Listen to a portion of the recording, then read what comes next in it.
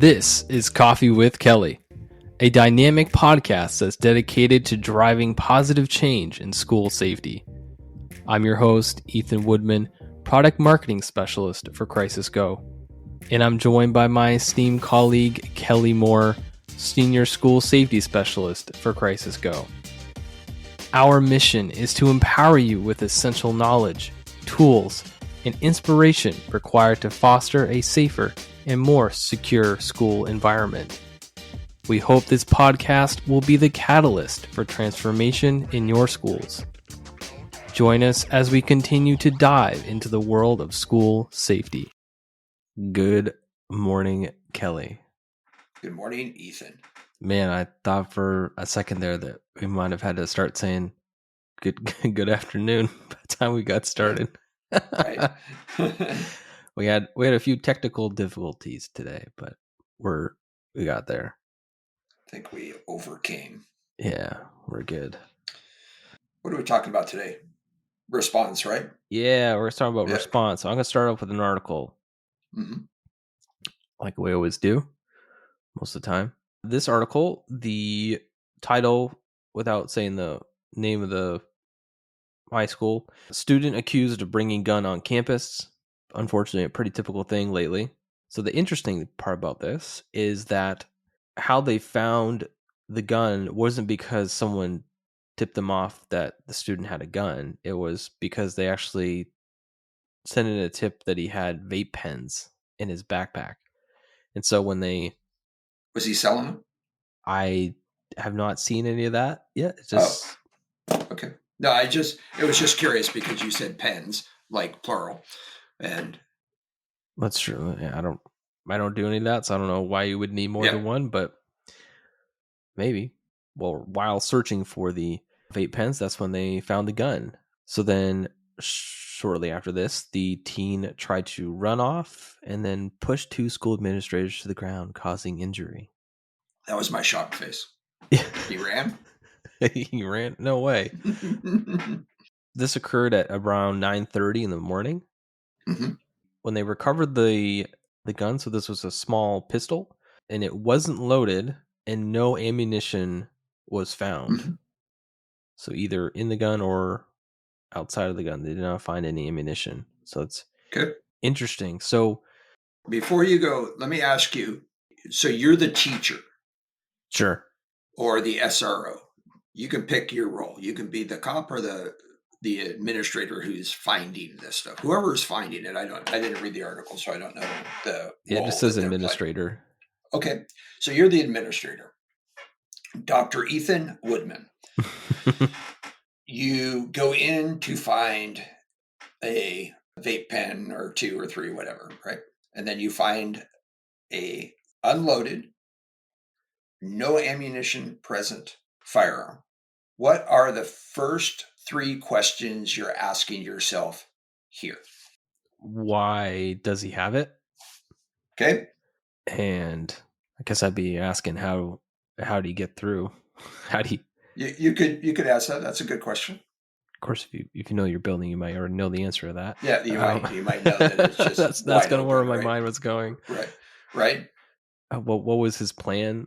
Like, I guess the why he hasn't, like, what's his plan for this? And so, yeah, I don't know. Okay, those are three. There's no wrong answer to this, right? It's just that you should be asking yourself questions. Yeah. You find this, and now you need to find out why he has it. Why would he bring a gun with no ammunition? I mean, you're glad there's no ammunition there, but that's a weird thing to do. If you were going to bring a gun, a semi-automatic, I believe it was, right? Yep. A semi-automatic pistol, why would you bring it with no ammunition? And, or this other question, where is the ammunition? That's a good question. Right?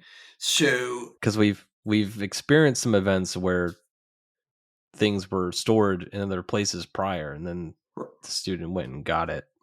Right. So, right. in the furtherance of that first question, why have it? Yeah. What do you think he's doing with it? What are some logical choices? Some of the, I guess, the less critical ones would be, just bring it to school just to be the cool kid. Look what I have. Look at this. Show it off, right? Yeah. Was this a high school? Yeah. Okay. Yeah. Yep. He was still a minor, obviously, but. Mhm. And then the other one is, maybe he's one of the kids been experiencing bullying and he brought it just to scare off the bully. Mhm. And those are the two, I think. Is it urban setting? It's in Florida. Well populated anyway, right? Yes, it's a very well populated area. Likely a larger district, I don't know. Hmm. But oftentimes kids that we're finding are bringing firearms onto campus, not to have any issues on campus, but because they feel like they need some sort of protection to and from campus. Mm. Okay, so that's one possibility. Now let's ask, maybe not quite so obvious, but we should start thinking this more and more. What's the other purpose that you would bring a unloaded, not capable of being fired because you have no ammunition? Why would you bring that gun into school? What's another purpose that you would bring that? So going along the lines of the what's the worst that could happen is Mhm. maybe the kid's been just suffering with some really sad thoughts or mental illness or something, and Mhm. says I don't want to be here anymore, and he thinks that suicide by cop is the way he wants to go. Mhm. Because I mean, if he pulls that out and points it at a cop, I mean that cop has no idea whether that's loaded or not, Yep, but yep. they have to assume that it is. Especially since it's a semi-automatic, there's no way to see whether or not it's Yeah, there's loaded, no right? way. There's no Right. way. I mean, And with some of the replica toy guns, replica I firearms and was gonna stuff, say, like, even a replica, you could point a replica, and yeah, you can't there's expect a cop to distinguish a replica from a real one in right. 0.3 seconds. There's no way. Yeah. The one thing that I am probing for, pun intended, Okay, that's is true. what? It is. It could be very similar to that one we had where the kid came in with like a Airsoft, right? duffel bag full of got a couple airsoft guns and something in there. Mm-hmm. I think He he actually pulled it pulled out. them out. Yeah, he pulled Yeah, them that out was and the one was, where the teacher actually ran up and like confronted him, which I thought yeah, was nuts. But but it works, right? wow. Oftentimes, when people are on that pathway to violence and they're trying to see how likely they are going to be successful or what they have to do to be successful. Mm, And in that last final stage that we talk about is that probing and breaching phase, right? And in this case, well, let me take one step back.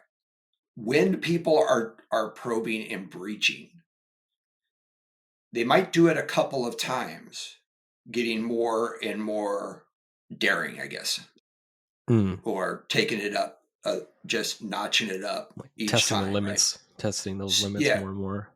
yeah. And so this might be that. And I'm not saying it is because we don't know, and we will never know. We personally Hmm. will never know. But if that's what his intent was, they oftentimes will do something that is less critical or less wrong, Mm. right?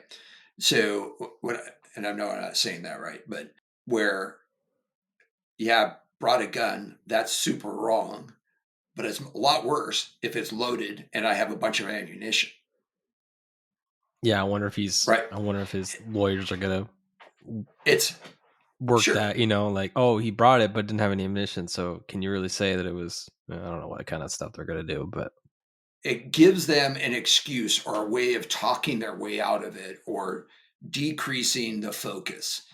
Oh, I forgot it was in there. I use this just to scare people because I've been threatened on my way to work, on my way to school, what have you, where I was just showing people I had it.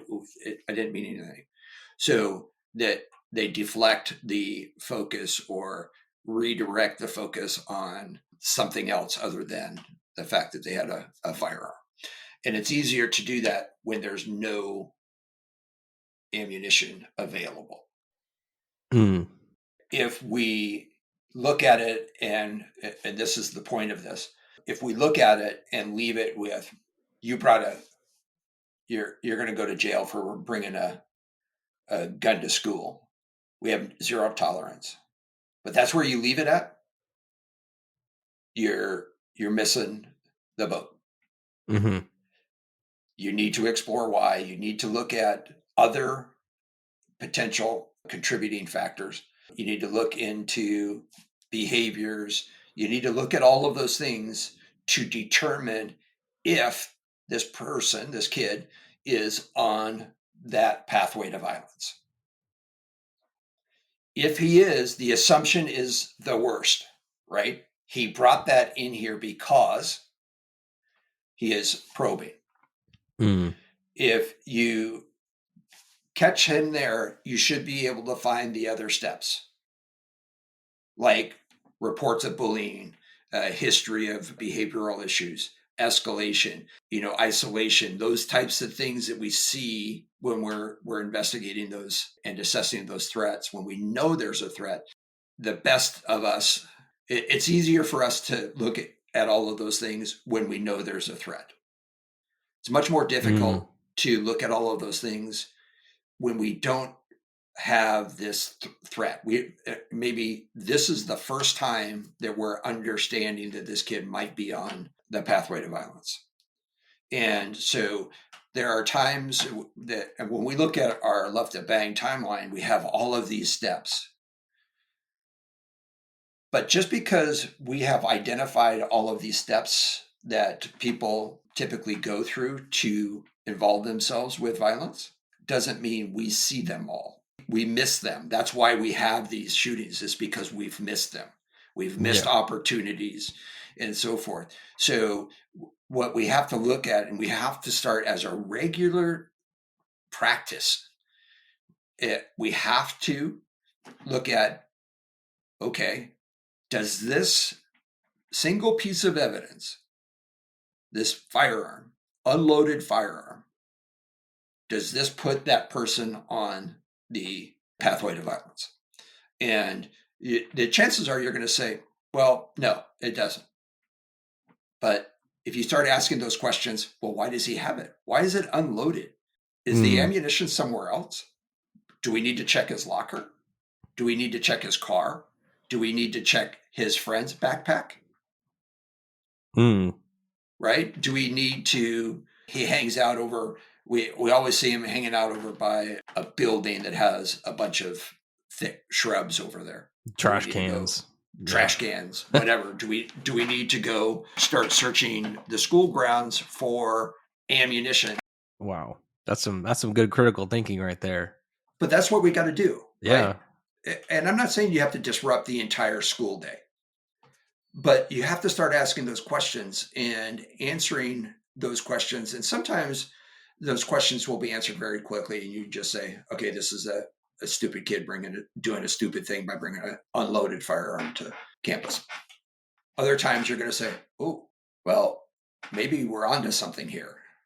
Maybe this is a case where he was actually probing.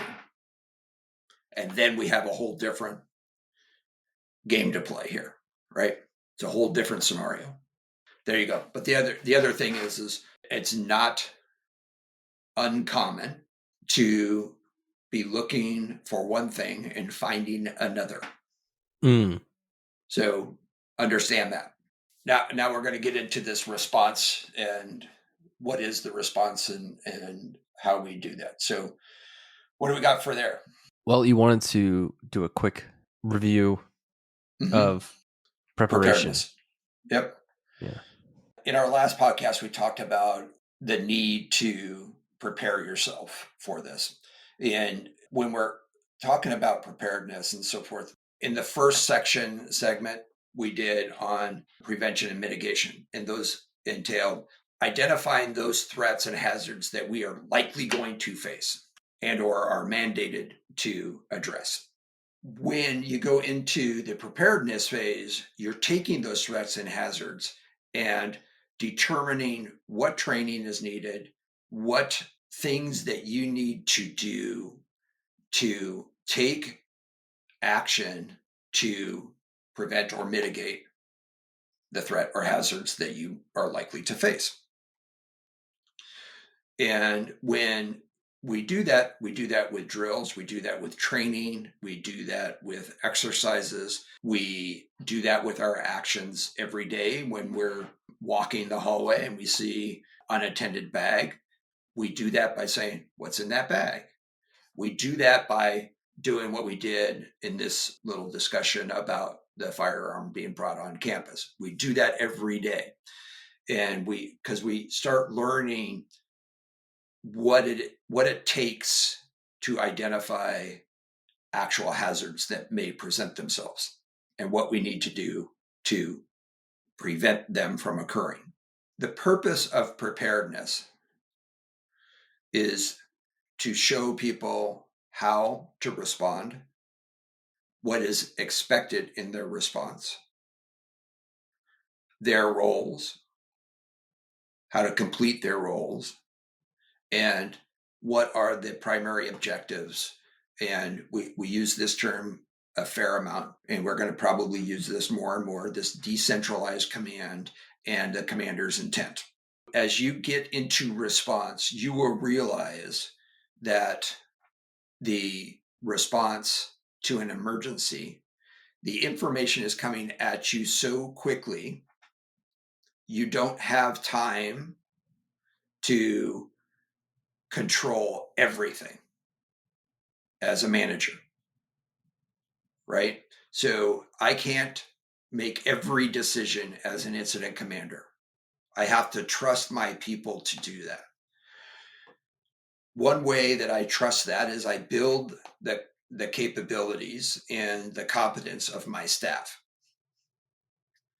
so that they understand precisely what it is that they are supposed to do in the furtherance of the incident commander's objectives and intent. One way to do that is simplify it, right? I'm not telling you exactly when or who or how to save somebody who's been shot. I am saying one of our objectives is to stop the killing. The next one is stop the dying. And then the last one is start the recovery, right? Those are our three primary objectives in all of this. Pretty easy to remember, pretty simple. Right? Do I care how you stop the killing as an incident commander? No, I don't. Do I care how you stop people from dying? No. No, I don't care. I really don't care. Stop it. Do something. Take some action. And do I care how somebody recovers? When you start that recovery, do I care the way that somebody is trying to console, empathize, sympathize, whatever you're talking about? Do I care about that? No. What I don't want you to do is create more trauma. I want you to start the recovery. That means supporting them. That means all kinds of things.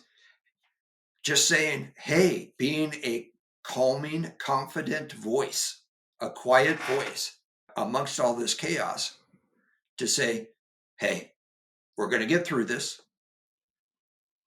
Let's get through the next half hour, 30 minutes. Let's get through that. Yep. Then we'll talk about the next 30 minutes. My question for you is, you were talking about stop the killing, stop the dying. Mm-hmm. Me as a school administrator, I'm a teacher, whatever, how is that applicable to me? If I'm a teacher, my job is to teach, right? But then if I'm in this response stage, right? Let's say this incident has happened and now we're kind of in this response stage. Am I still a teacher or am I now?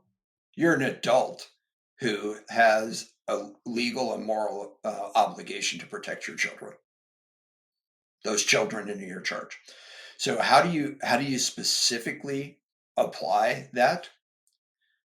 Well, if you've been prepared properly, you would know how to apply that, Hmm. right? So like That's stop the killing could mean as simple as shut the door. shut the door and lock it and Mhm. put them in the corner away from view. It's not necessarily, hey, I want you to go and confront Tackle the the gunman. Yep. tackle the guy, and so. Yep. You want to be able to prevent them from killing your kids. Mm, Worry about your kids right now. I'm not saying don't confront. That's a personal choice. hmm But your legal obligation is to protect those kids who are in under your charge, in your care. You have to say, okay, they're not going to take any of my kids. These are mine. Nobody's going to kill any of my kids. Lock the door. Locks, lights, out of sight. That's the way we stop killing. There's two ways to essentially stop the killing. Get rid of the person who is doing the killing or removing the targets from them. One is inherently safer than the other. You make the choice. Those are the two ways. So the obvious question comes in, well, what if I didn't lock my door and I didn't isolate my responsibility from, well, then you got the other choice. Yeah. Right? Yeah. Because they're coming through the door, right? This is the fight part of run, hide, fight. You have an obligation because you failed to isolate them. So now you have this other obligation. You have this other opportunity. And unfortunately, it's really not a good option, but it's an option. I'll move on here a little bit. Mm-hmm. You're kind of touching on keeping it simple, right? So the stop the killing, stop the dying, start the recovery. Those are pretty simple commands, if you will. And they're universal.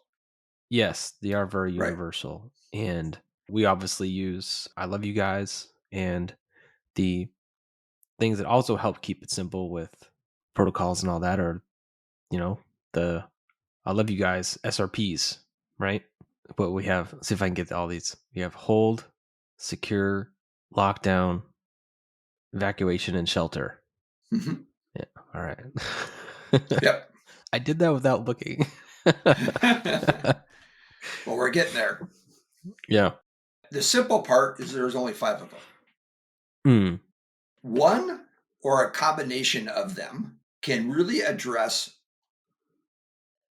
basically anything.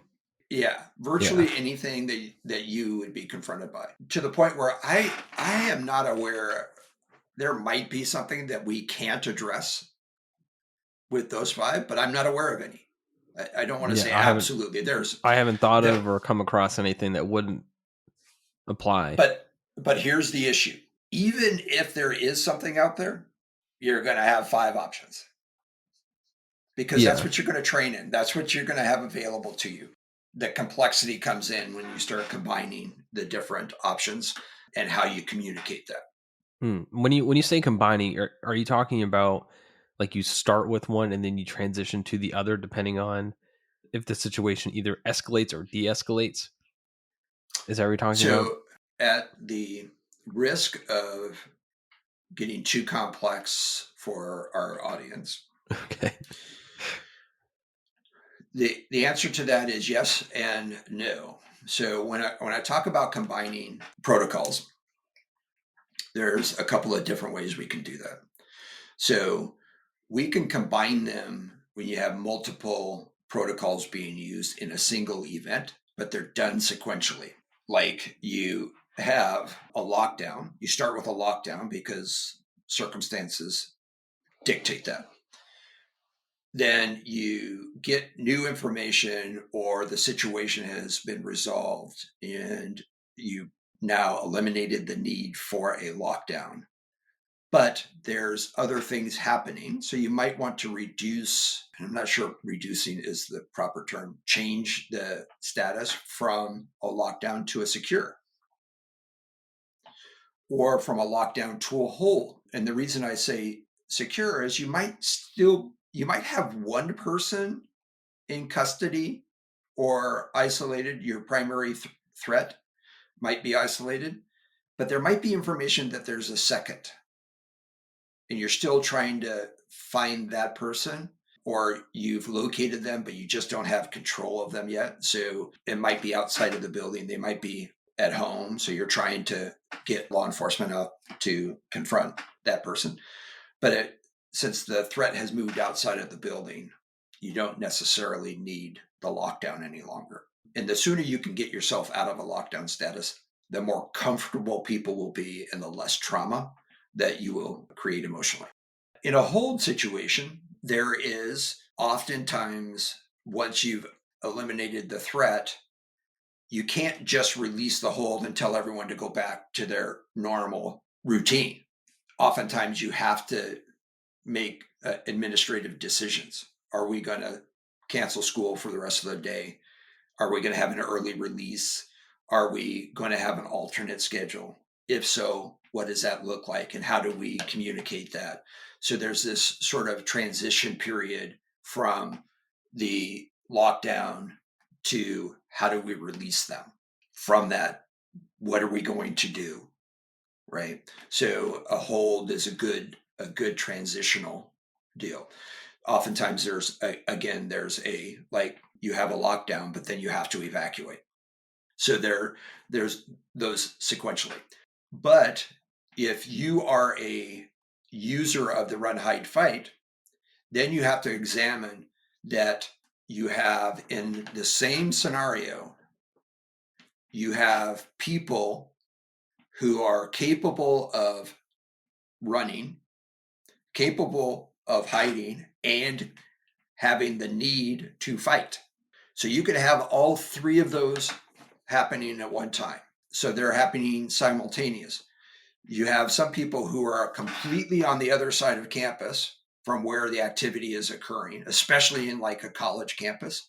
Some college campuses are so large that you could have a very chaotic incident happening in one area.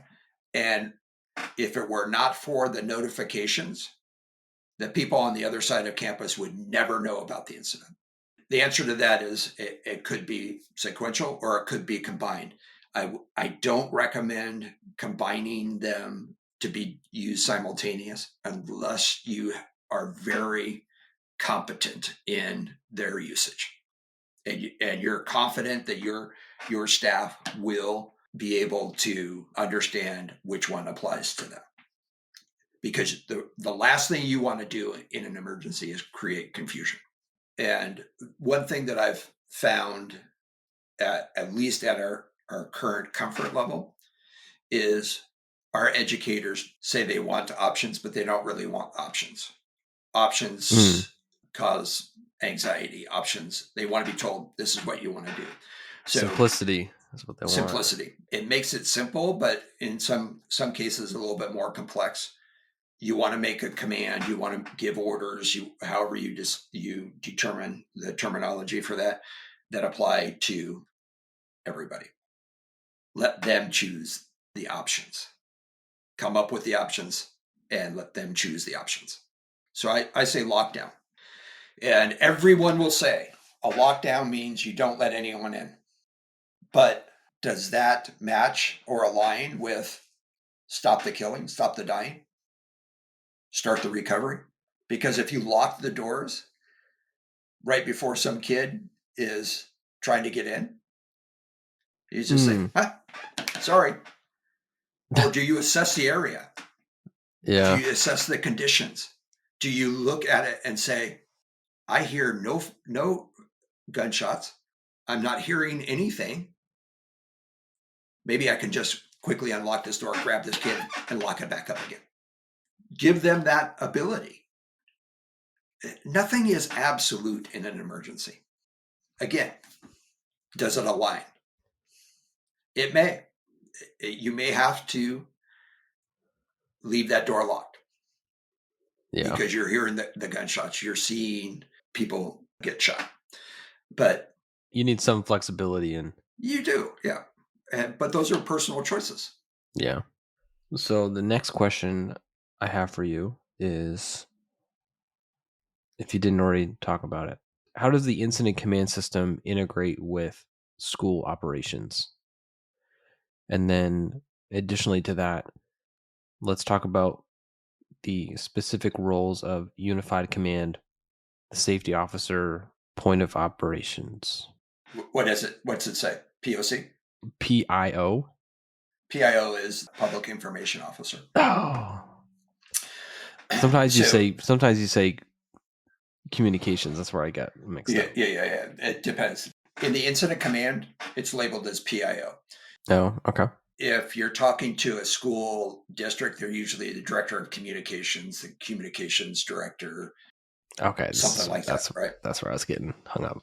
But when we're talking about incident command and so forth, I don't want to make this a ICS training, but operationally, the incident command is a system, a structured system to identify who's in charge, the objectives, the plans, and who's responsible for carrying those out. You have your command, and then you have 4 functional areas. So you have your incident commander who's responsible for the entire outcome of that incident. Then you have operations, planning and intel, logistics, and admin finance. Somebody's got to keep track of how much it costs, and everyone's playing by the rules. So that's the structure. Unified command.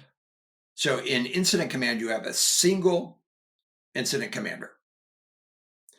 In a unified command, you have multiple people acting in concert with each other to make a single decision, a unified decision.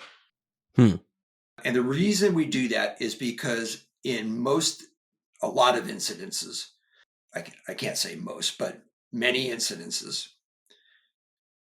multiple agencies and people have a legal responsibility and jurisdiction over the outcome of an incident. Okay. It acts just like incident command, except for the incident commander is generally a committee of people, but they only speak in one voice. So there's not any confusion. You don't have the cops saying, well, I'm going to do this. I'm going to do this. They come together and say, I need to do this. I need to do that. You need to help me with this. And then they get a plan together, and then they said, okay, this is how we're going to proceed. Generally, you have a single person who makes that final decision, but everyone agrees to it. I say this for a couple of reasons. I can't think of any significant incident that a school would have their own incident commander, a single incident commander, because there are so many other people who have a legal responsibility for that incident. So this is why we always say you need to understand the dynamics of a school and the incident command. So the school owns the kids. They're responsible for the kids. The cops are responsible for crimes, crime scenes, investigations, and stopping the killing. Okay. The fire department is responsible for rescues, hazardous materials, patients, getting people to the hospital, fire rescue. Those people are responsible for that. So they all come in and they work together in a unified command. Sometimes during an incident, one jurisdiction may take priority over another, like in an active shooter situation. The initial response the primary responsibility is law enforcement. Once the threat has been isolated, the next agency who has primary responsibility is the fire department, because they need to get viable patients to the hospital. Once that occurs, now we have the schools gets primary responsibility of taking care of the rest of those kids. But all of those situations are done, even though those phases have a single priority or a higher priority, they're all done in concert with each other, because the way that I, as a law enforcement, address my issues impacts all of the other ones. And that changes. But we come out of that room after discussion and saying, okay, this is our course of action. These are our objectives. These are our next steps that we need to take. You were talking about unified command. What is the role of a safety officer in a school, like in this situation? It depends on the district, right? So the safety officer is the person who's responsible. It depends on how far they go through the incident by responsibility, right? In the response, it's the role of the safety officer, the safety director, let's call him that. Is that what you're talking about? The school safety director? I mean, I don't know if it's the safety director or the SRO. I guess my first assumption would be the safety director would take that safety officer role. Yeah. So in the ICS, the safety officer is the person who makes sure what they are doing is safe, or as safe as can be. In that role as a safety officer, there's a lot of situations where during an emergency, people take unnecessary risk. It's the role of the safety officer to determine whether the risk that we are taking as first responders is unnecessary. And generally speaking, if the risk is unnecessary, then the safety officer can has the authority to shut down that operation. There are other times where the risk is required. Right. We have to take the risk. But if it's unnecessary, then the safety officer can shut it down. Okay. So then you have your public information officer. Yep. Unified voice, right? It's the official voice of the incident. When you say that, do you mean internally to your incident command teams or publicly to the community and parents, or both? Yes. Okay. Yeah, it's so that the people get the right information and it's official. Right? It's not made up. Not from so and so on Facebook. But yeah, it's official. It's the official message. This is what we have. This is what we're doing. Stay tuned. You'll get more, right? Gotcha. Sometimes that information is internal. Sometimes it's public facing, which is why they call it PIO. It's usually public facing. So they're the ones that address the media. They're the ones that address maybe parents. They're the ones, not always. You might have a designated person. Like in my incident, I had I had a PIO, but I also had people I had a person, a lieutenant, who was assigned to parents of known victims. Right. So that's a different dynamic, right? Yeah. We had that capability. And sometimes you have what they call a JIC, a Joint Information Center. Again, you have a bunch of people who have a message that needs to get out. The cops need a message to get out. Fire people, EMS, hospitals, they need it. But we need one message. We can tailor that message to your need, but we need one message. So we're not confusing. People aren't saying, well, they said this, they said that. We need one message. Wow. Right. So I don't really want to go through all of the roles within the incident command, because here's the key to this. Response is 100% dependent on what you did to prepare yourself. And when I say what you did. That includes what you didn't do. Not taking action is taking Not action. taking action. That's right. So you look at, you have a choice. We can prepare properly with intent, with the integrity of what it is that we are going to have to do. You can challenge your people, train them, give them new experiences, new skills, new knowledge. We can do that before anything happens. We think. We don't have all of the time in the world, but the best time to start preparing for something was 10 years ago, 26 years ago, 26 years ago, right? The next best time is right now. Start today, right?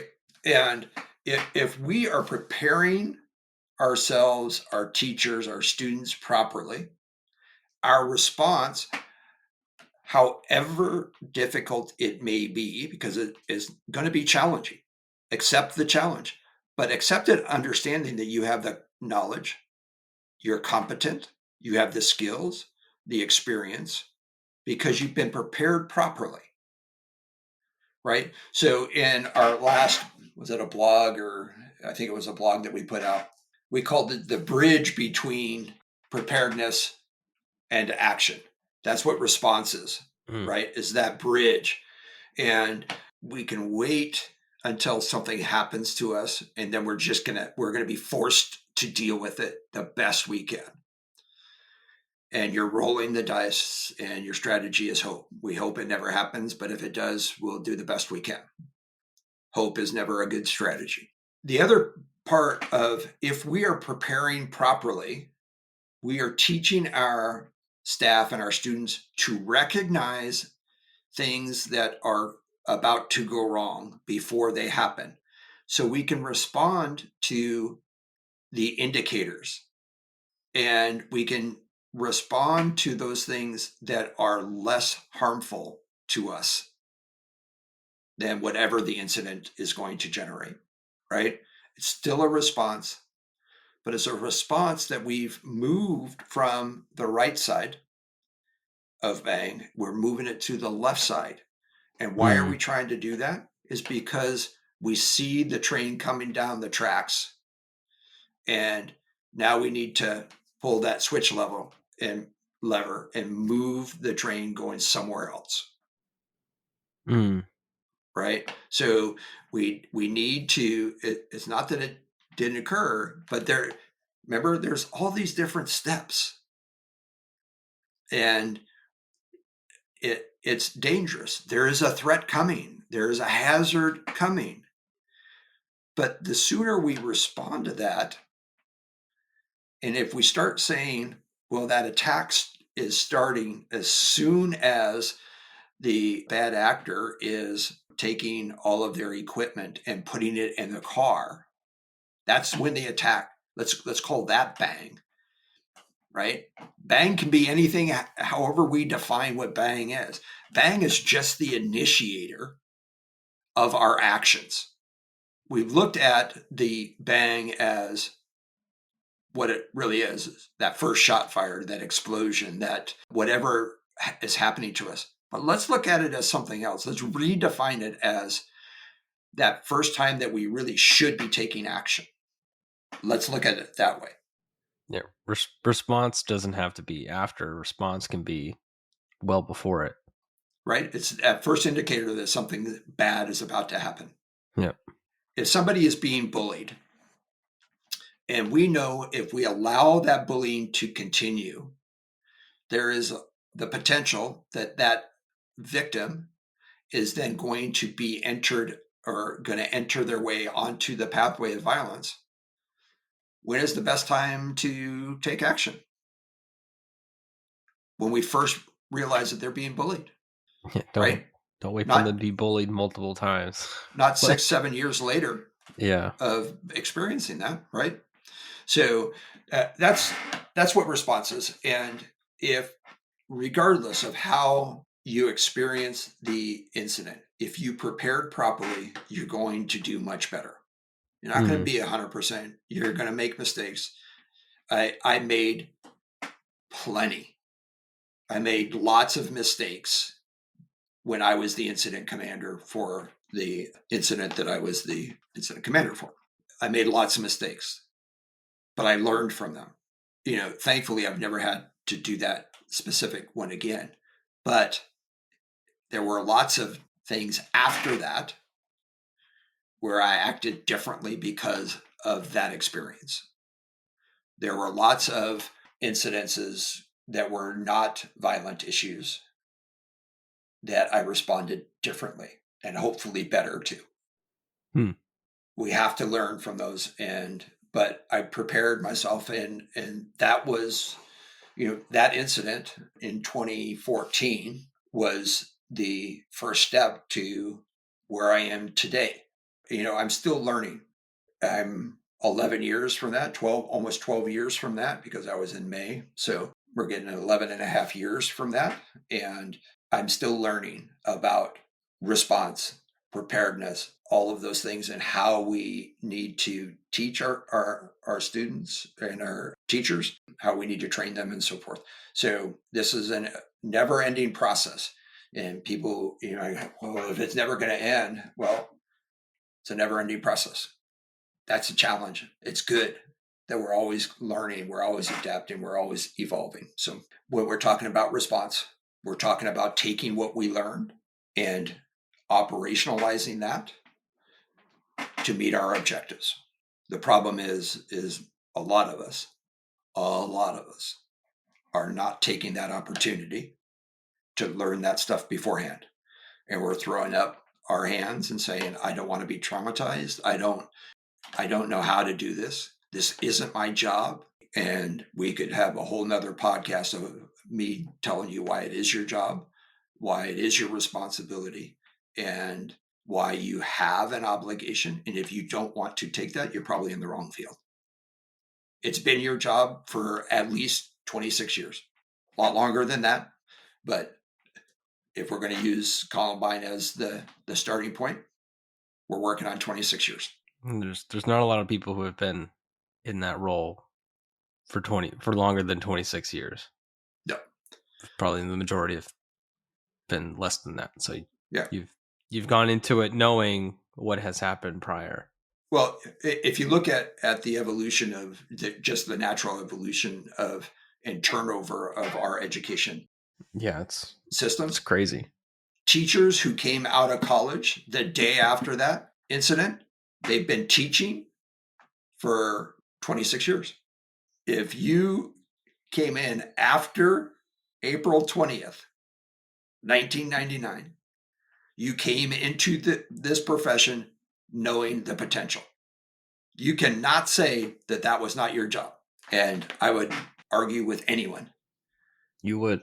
If you do it. I will.